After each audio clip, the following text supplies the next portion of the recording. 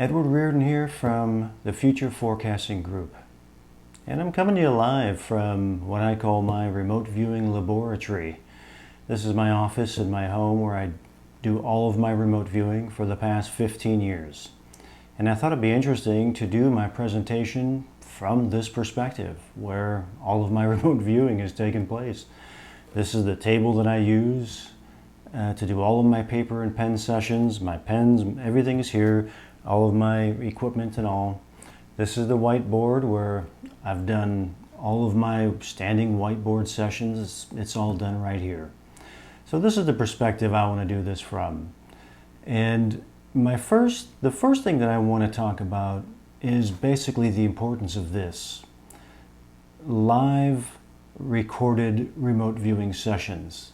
Being able to watch someone remote view in their element, in that zone, as they're remote viewing, and the importance of that.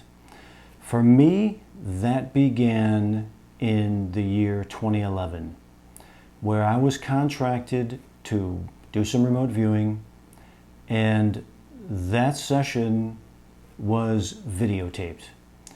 It was in the conference room of a hotel, and I'm sitting at a big oval table, and there's cameras over my shoulders in front of me. I had never done anything. I was nervous. Never did any remote viewing that was being recorded before. It was new. It was new to me. And I remember in the middle of that session, I was deep into the session. I was into it, having a good remote viewing experience. All of a sudden, a maintenance man walked through the door. He didn't know anybody was in the room. He walked in, saw us, apologized for interrupting, and he left. But something interesting happened for me then. As I was distracted by the fellow walking in, what I noticed was that when I redirected myself back to my session, I was still in session. My mind was still there. And what I realized in that moment was that the remote viewing was taking place in a different part of my brain.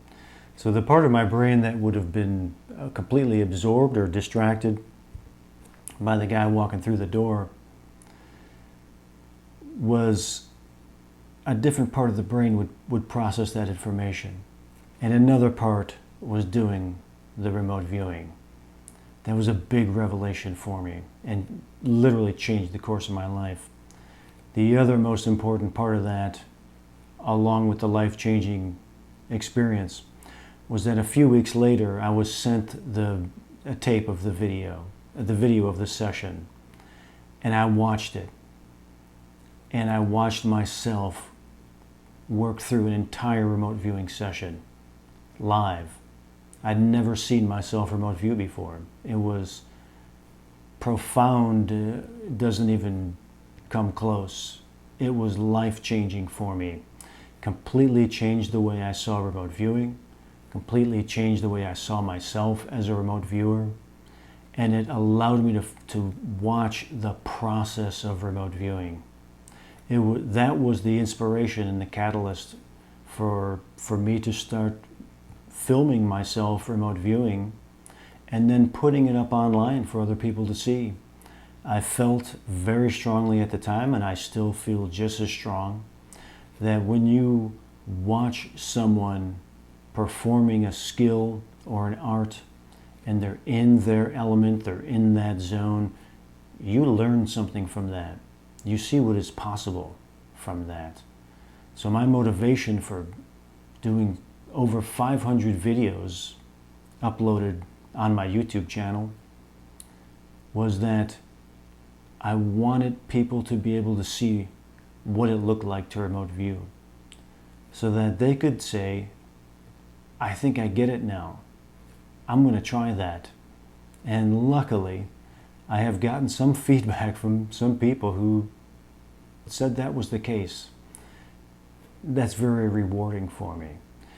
So that's where I want to start my presentation. The importance of videotaping remote viewing and being able to watch a remote viewing in action. That's kind of where I want to start, from right here, where it all happens for me. So let's move on to the next part of the presentation. The process itself, that became the most important thing to me, more important than anything else. In that moment, when I realized that, hey, I think the remote viewing is taking place in a different part of my brain, and that's why that distraction didn't end the remote viewing for me, was so profound for me. There was another moment that happened in a remote viewing session that took that to the next level. In the midst of my remote viewing exploration and obsession, I read or tried to read as many books as I could. Now, I have dyslexia. Reading is not very easy for me, but I realized that it actually was beneficial for me, actually, in this regard. Meaning, my dyslexia forces me to have to read sentences and paragraphs over and over and over again in order to basically comprehend what is in that sentence or that paragraph. As a result, it takes me a really long time to get through a book. But the benefit of that, I found, is that by obsessively going over these sentences and paragraphs over and over and over again, I began to really comprehend what the author was really trying to convey. So I read Ingo Swann's books, Joe McMoneagle, Lynn Buchanan, Paul Smith. I went through their books and I read paragraphs over and over and over again. Specifically when they were talking about the process. I was not interested in, let me tell you about this session I did, or General so-and-so did had us remote view the Russians. I don't care about any of that stuff. The only stuff that is interesting to me in those books is when they're talking about the process itself. The only thing that I'm interested in. Specifically, Ingo Swann's book, Natural Guide to ESP. I obsessed over that book for years. I would read specific paragraphs over and over and over again. And his work on trying to understand what was taking place during a remote viewing, the different levels of the mind, different levels of consciousness. He sought to explain them. He tried to explain them as best as he could, and I got a lot out of it. But there was one thing in particular that changed the course for me. And I was remote viewing a blind target. And in the session, I had all these elements that I was drawing, but they didn't seem to fit together. I didn't understand what it was. They were kind of, one piece was over here, one piece was over there. When I checked the feedback was a spy headquarters in the United Kingdom. And it's this donut-shaped building. And I looked at the feedback, and I looked at my sketch, and I realized that what I had captured on video was something that Ingo Swann termed in his book lack of fusion. And that means when you're rendering or drawing something and you have the pieces of it, you just don't know how they fit together. He termed that lack of fusion. It lacks fusion. I thought it was a great phrase and just a perfect phrase to explain what that phenomena was. But I captured that phenomena on video in that session, and I was so happy to do it.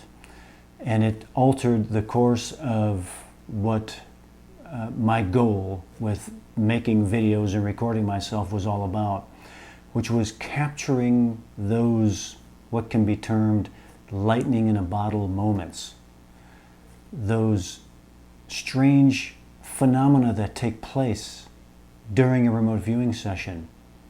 And the more I obsessed specifically with Ingo Swann's book, Natural Guide to ESP, on these different things that he had talked about in his book, I would begin to have those experiences in my sessions and capture them on video so that I can say, this is what it looks like.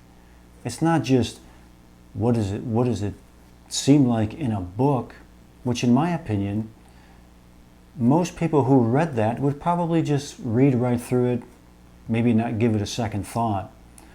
But I really felt that capturing it and showing it as an example live would be very, very meaningful. It would really get the point across to what that phenomena really is by seeing it captured live. And I did that, and I was so happy. From that moment on, and that was, I don't know, 2012 or something like that, 2013, that became the full-on driver for me, was the process of remote viewing.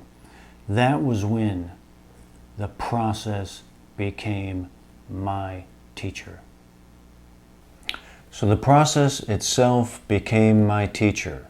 Greatest teacher I've ever had, and will continue on through the rest of my days and my experience of the exploration of remote viewing. And how did that look?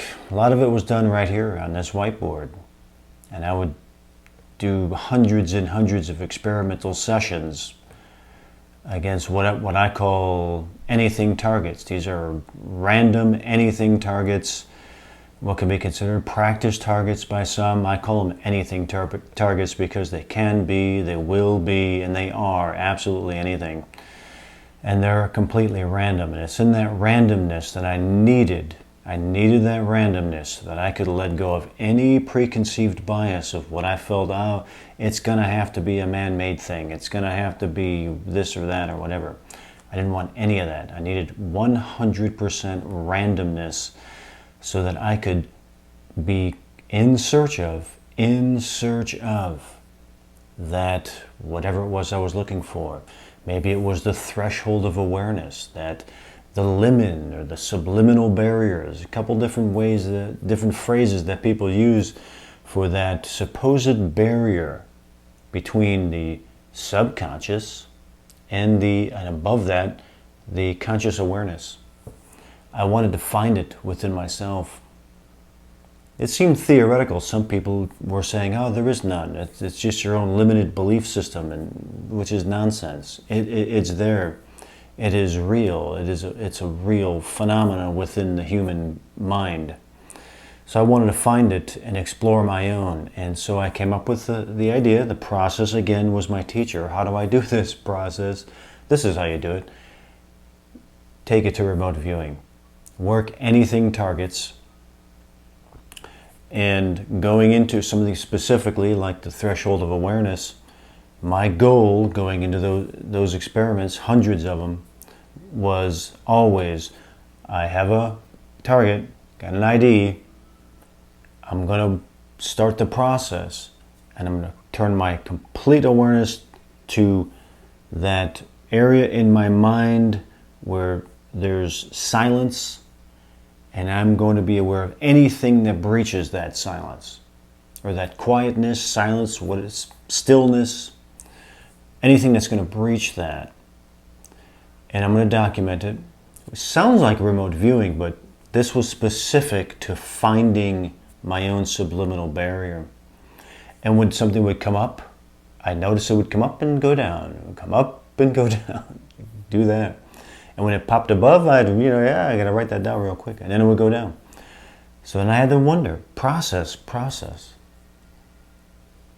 This perception goes back below my awareness. How do I follow that? What is the deal? What's going on with that? So I, in that moment, realized how I could follow that signal back below the threshold of my awareness. And it was an amazing process that we have as human beings. It is called the experience of curiosity, one of the greatest gifts that we have. as a living being, is to have that ability, curiosity. So I called it curiosity tunnels the threshold, meaning when a perception would come above the threshold of my awareness, and as it was going like this and then going back down, I would use my curiosity to follow that down. What was that? What's going on here? I would begin the process of, what do you do when you're curious? You ask questions. What is that? What's going on? What's this? What's that? What's this? What's that? And you build up this energy in that curiosity. You build up a force. It's a force. And I would use that force to tunnel the threshold of my awareness and follow that quote-unquote signal, quote-unquote stimulus, whatever you want to call it, the input, and follow it down and keep experiencing it and describing it. And I learned a lot from that. That one, the subliminal barrier, it's there, it's real. I theorize it might be an electromagnetic field within the brain that is probably there for survival reasons. And that if we didn't have that, we probably would be overloaded with too much information, more than we can handle. More than likely that probably would be the case. That is a theory that sounds pretty good to me. Meaning, because I did go through that, the notion of, why do we have this? How can we get rid of this? Wouldn't it be great if we could get rid of this threshold of awareness? And what is below that, in my opinion, is our genius. And so below this theorized threshold is our brilliance and our genius. And man, if we could just get rid of that, we could all be geniuses. Why is that not the case? I began to wonder, is the threshold of awareness like this kind of mental prison that we're in? And I contemplated that for a long time. Maybe there's something to that. But I also consider that it is a survival mechanism to keep us from the incredible overload that we would most likely experience if we didn't have that kind of governor, and allow us the peace of mind of silence and stillness. And I theorized and came to the understanding that it may be something along those lines. The subliminal barrier. What a great thing to explore, and just amazing. That's real spice of life, real human experience things to explore, just amazing. The other thing that I started to contemplate and really turned my awareness over to the process itself was the idea of a quote-unquote target. And what does that mean? What is that really? And I began to really not like the term too much anymore, meaning that thing that I'm going to remote view, they're calling it a target, but is that really what it is? Is that a good word for it? I get the idea. It's kind of like if you're throwing a dart, the target is the middle of the thing, and you want to hit that target. I get it. But it didn't really tell me anything about what it was that I was actually attempting to perceive. And I began to really spend a lot of time, turn to the process itself. What is this? What is this? What I realized, what came to me from and again, I worked it all out by working targets right on this, quote-unquote targets, right on this board. In that, what it is, at least to me, is that it's a range of time and space. It's a range of time and space. That if I'm going to attempt to remote view the assassination of JFK in November of 1963, well, that's not really a target. That's a range of time, and it's a range of space that I'm going to attempt to perceive under blind conditions, ideally. It's a range of time and space. That made a lot of sense to me. So it became a range of time and space to me more than a quote-unquote target. The use of the term target is kind of a lazy way of saying it. But then I had to wonder as well, okay, that's a range of time and space. That makes sense to me. But how does it exist? Where does it exist? It's a range of time. It's a range of space. But how does it exist? What state does it exist in? It must exist in some state. Otherwise, we wouldn't be able to describe it. It doesn't have to be the JFK assassination, because most people in the world know about that. It's a very well-known event. But let's say it's something that's unknown, or only known to one or two people. The collective zeitgeist isn't aware of it. But it can still be very successfully, quote-unquote, remote viewed. How is that? How is that possible? So I began to wonder, what state does that exist in? And in the process, again, right at this whiteboard here, doing hundreds of trials, hundreds of remote viewing trials, and using those quote-unquote anything targets to get myself into a state, quote, so to speak, into the space where I felt the qualities of an actual remote viewing were taking place.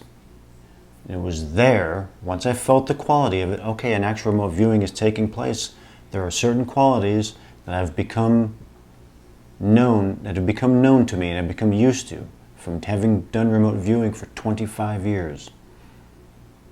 And I would then turn my attention. What state does this exist in? This range of time and space is somehow making its way through the neurons of my brain. But how? Is my brain somehow picking up on the state of this quote-unquote input? That became my obsessive question. Oh, obsession. What state does it exist in? I began to wonder, maybe it exists in a state of radiation. And that radioactive state somehow zips through the neurons in the brain. And now we're left interpreting this type of input residue is what I called it. That was the term that I had for it. Input residue. That maybe this radioactive state of this range of time and space goes right through, and then our neurons begin to unfold or decode or process the state of that. That sounded kind of plausible to me. That maybe that might be something along the lines of what could be happening. So I began to obsessively ponder that, and back to the whiteboard, hundreds more sessions of experiments of getting into that space, and then say, what's going on here? What's going on here? Began to wonder if maybe, as an example, the assassination of JFK, that it exists as a range of time and space within a state of radiation. But what kind of radiation? I pondered. Maybe it's a gravitational radiation. Maybe it's a gravitational wave. And we exist inside of a field of gravitational waves where all recorded history is recorded onto this wave of radiation. And somehow, in some way, we might have the ability to access specific ranges of time and space within a gravitational wave. That came to me as a notion. So that sounded interesting to me. That sounded plausible. Maybe that might even be real. Let me put it to the test more. And so I did. I put it to the test. I did more experiments. That this quote-unquote target isn't a target at all. It's a range of time and space that exists within a state of gravitational radiation. Maybe that's it. I'm not saying I'm telling you to believe me. That's my theory. And it sounds like a pretty good one to me. So, how do we access a range of time and space within a state of gravitational radiation? That became my next obsession. So, what if these things we were attempting to remote view were ranges of time and space that existed within a state of gravitational radiation? What if that were true? And if that were true, how would we acquire them? Then what? Let's say that is true. What now? Again, turn to the board. I begin to theorize that in order to access a specific range of time and space, maybe we have something like a selector mechanism in our brain that somehow is able to navigate that gravitational wave and select specific ranges of time and space. That must be true. How else could a remote viewer remote view the assassination of JFK? The only thing that seemed plausible to me, under blind conditions, 100% blind conditions, the only thing that seemed plausible was that we were able to select. We have some type of selector mechanism within our brain that can select specific ranges of time and space, and then to get it into the rest of the brain for the decoding, translating, processing of that, I theorized an attractor mechanism, a selector mechanism and an attractor mechanism in the brain somewhere. But where? How might that work? That was my next obsession. I had to go back to the drawing board, basically, and work more blind, quote-unquote, anything targets. And when I felt a remote viewing was taking place, the quality of remote viewing, just random targets, I would then turn my awareness to my brain. Where is this taking place? And I kept going back here. Brainstem, midbrain, not up here. I was surprised, like, isn't this all happening up here? Where isn't our greater intelligence up here? Frontal lobes, it's got to be frontal lobes. And it never was. It was always back here. And I found that through, again, like I say, I would work at random target, and when I felt the qualities of remote viewing, I would then use my intuition.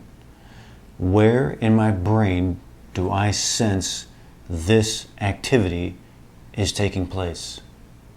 And it was always back here.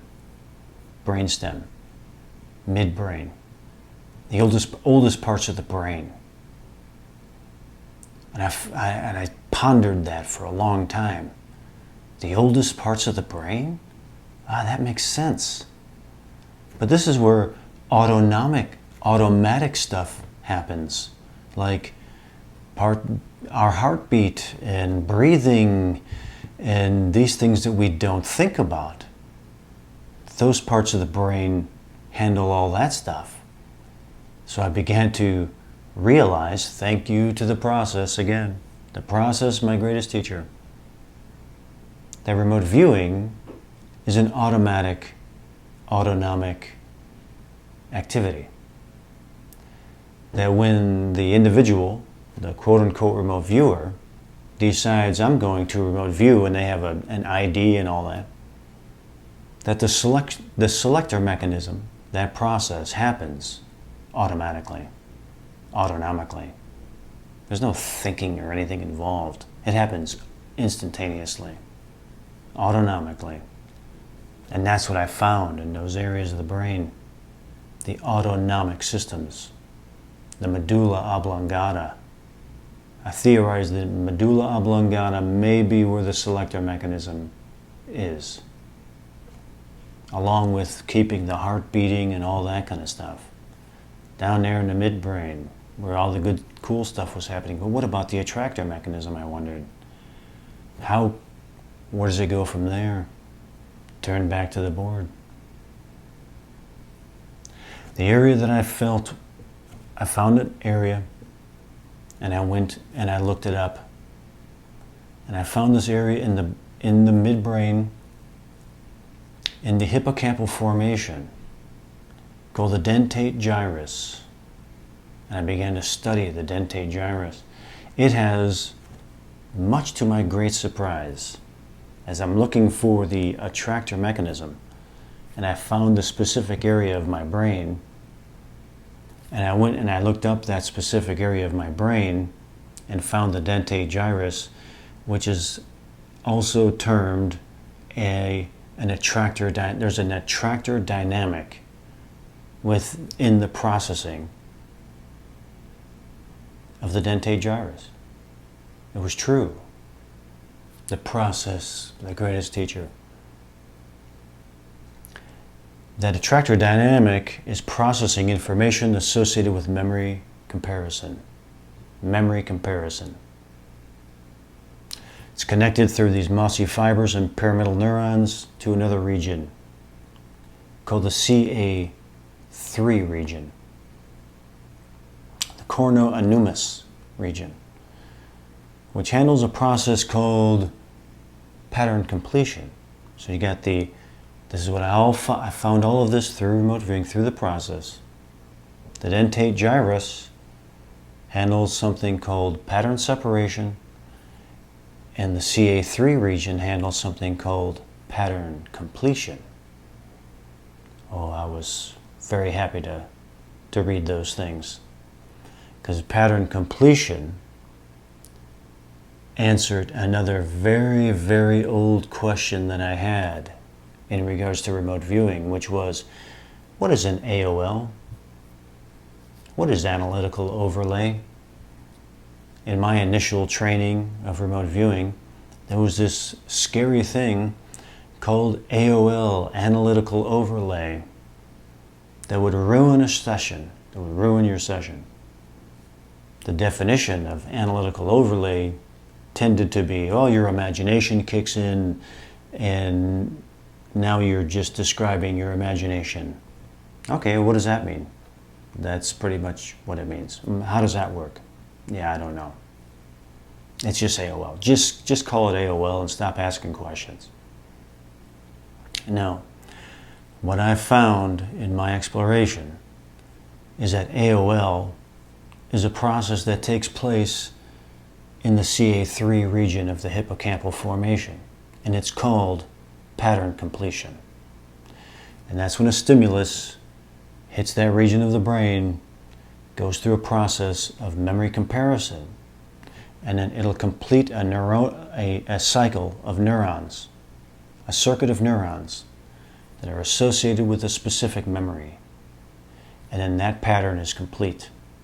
That is what AOL actually is, in my theory. Answered that question. The process itself answered another deep, deep question for me. But what about that pattern separation, though? I looked at that. Pattern separation. Pattern separation is actual remote viewing. That's what I realized. Actual remote viewing is taking place in there. Because pattern separation is where those neurons don't complete with memory comparators.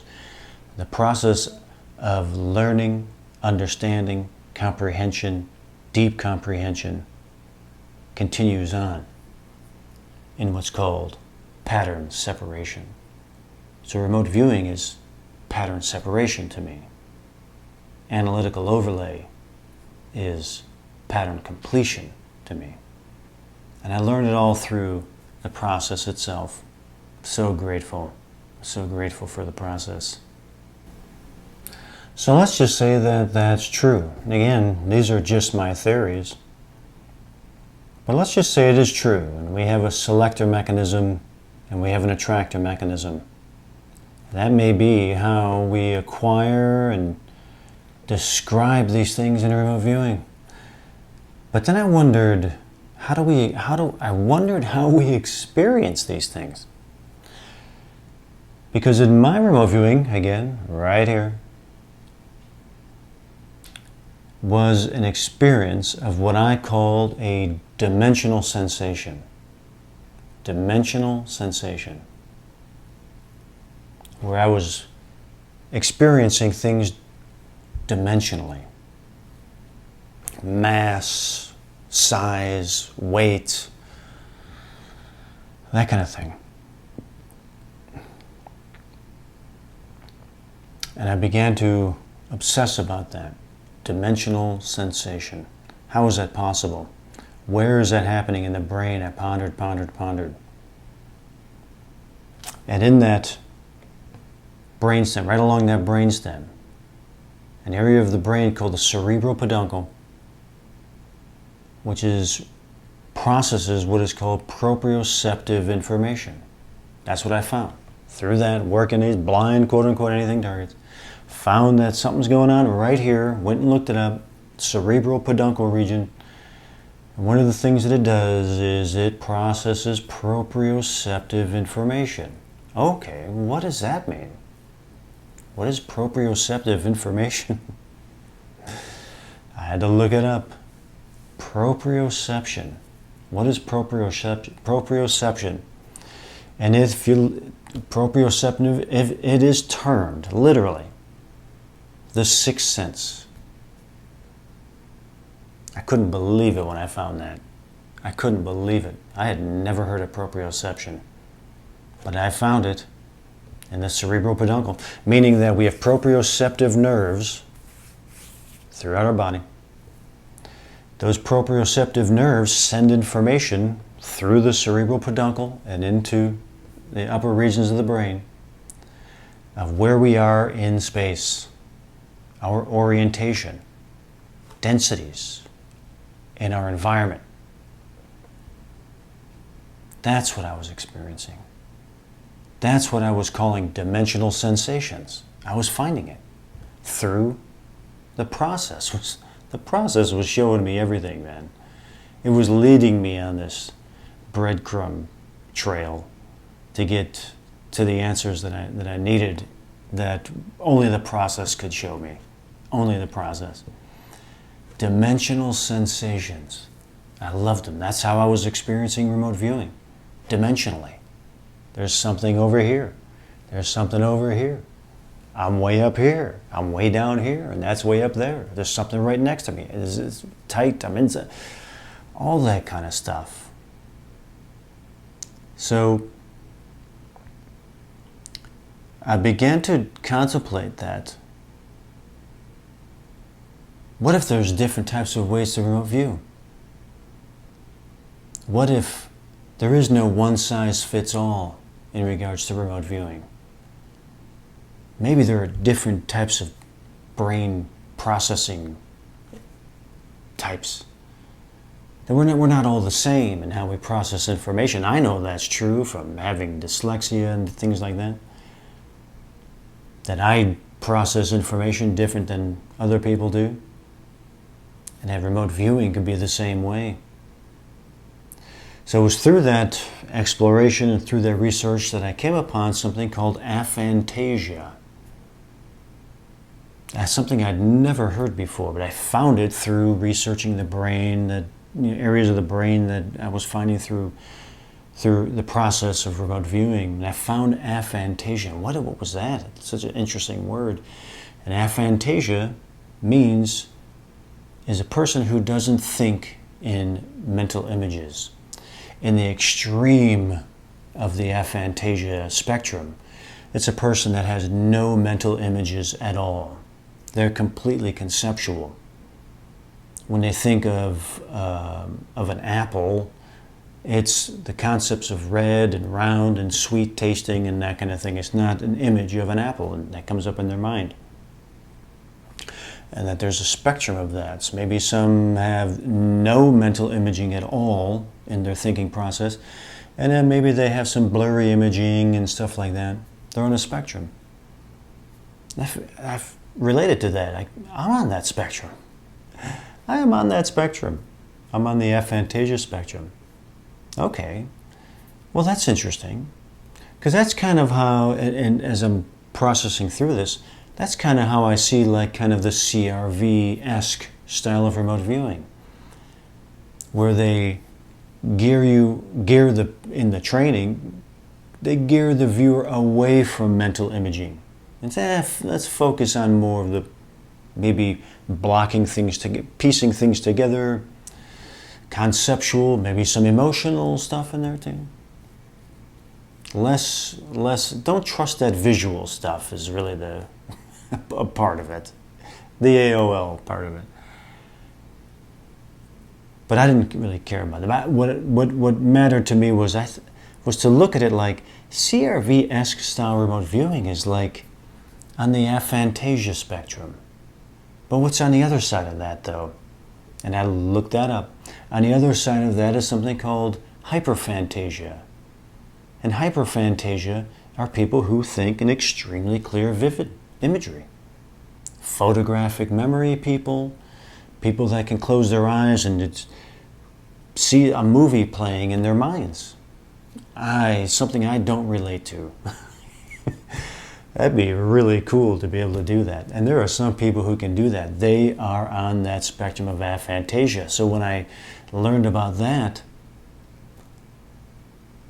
I began to wonder, that sounds like maybe that the HRVG, the Hawaiian Remote Viewers Guild style of remote viewing, maybe a little more geared towards the hyperphantasia type of brain, and that maybe the CRV-esque is a little more geared towards the aphantasia spectrum. I began to look at it that way.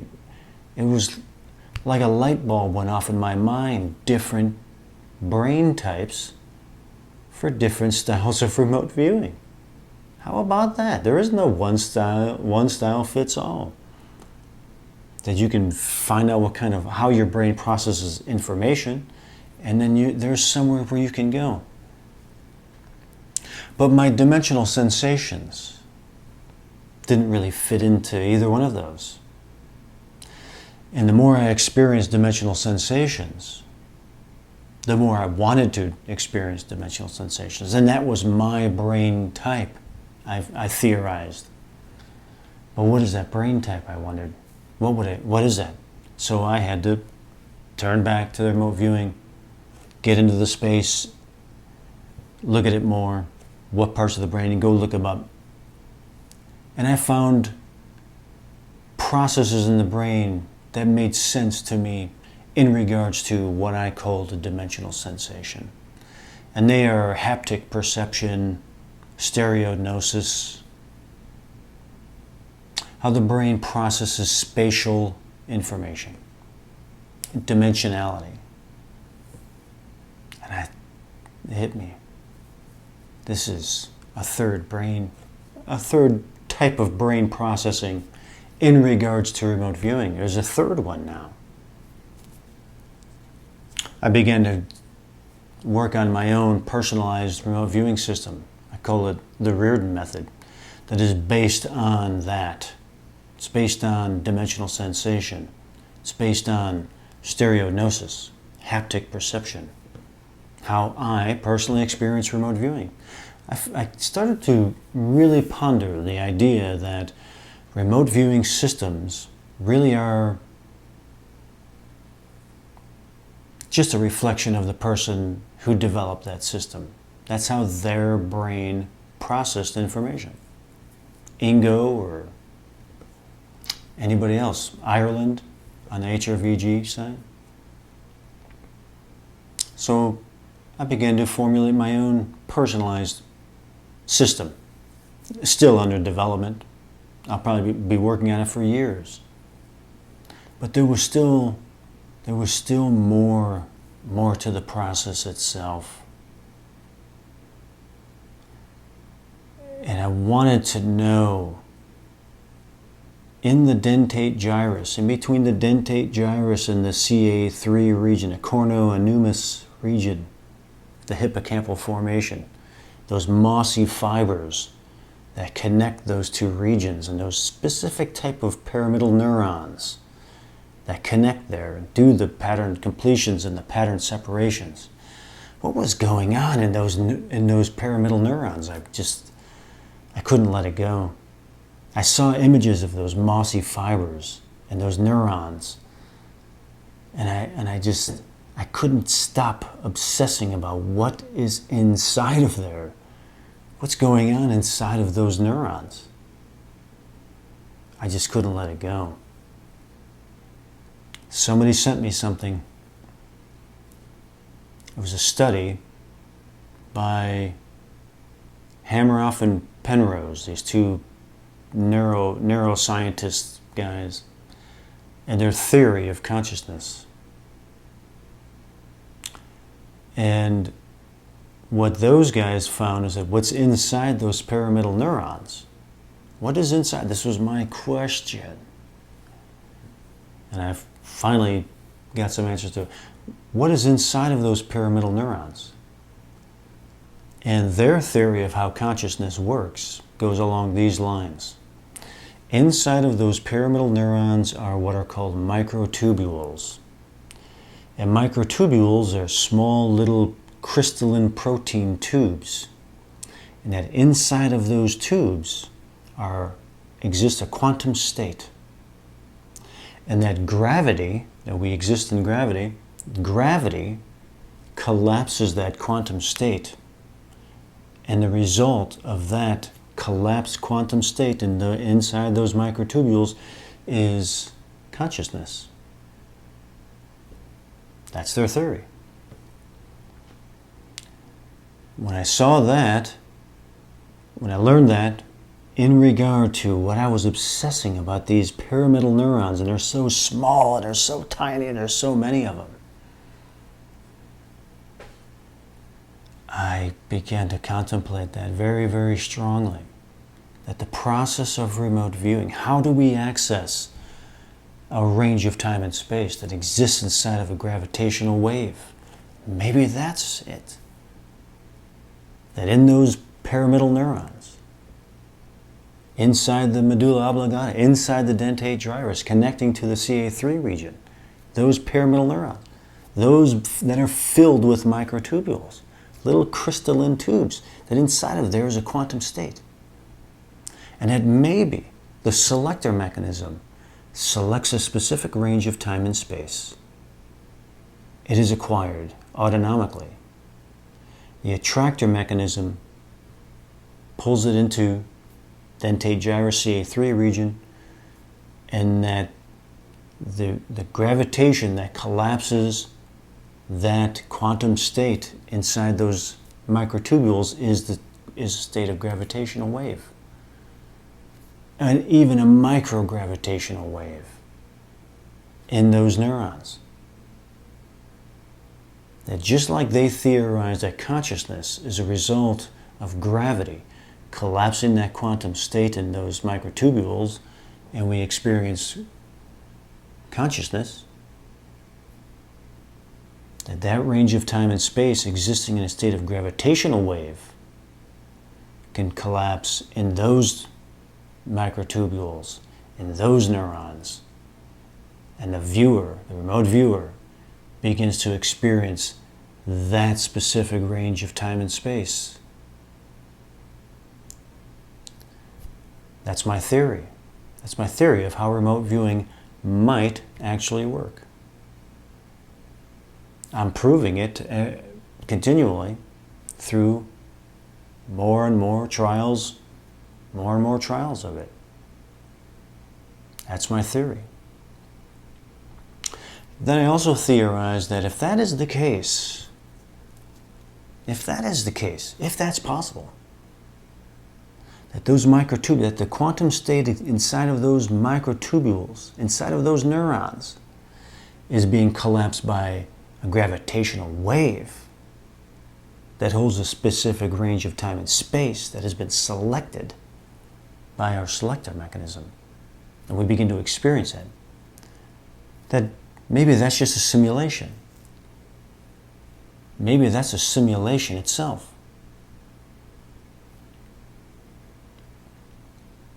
What does that mean? That would mean that the viewer, quote-unquote remote viewer, doesn't go anywhere. I begin to theorize. It's not a very popular theory, by the way. Not very popular. But my simulation theory was born from that. And that theory says that when that state, when that specific range of time and space is selected, and it exists inside of a gravitational wave, and that gravitational wave collapses that quantum state within the microtubules of those pyramidal neurons of that specific range of time and space, that the quote-unquote viewer begins to experience a simulation of that range of time and space. And it goes through the process of memory association, memory comparison, so that we can understand it, describe it, associate it to things that we understand and things that we know. Comprehend it, deep comprehension. And that we experience a simulation of that range of time and space, and we describe it as a simulation. That's my theory. That's my theory of how remote viewing might possibly work.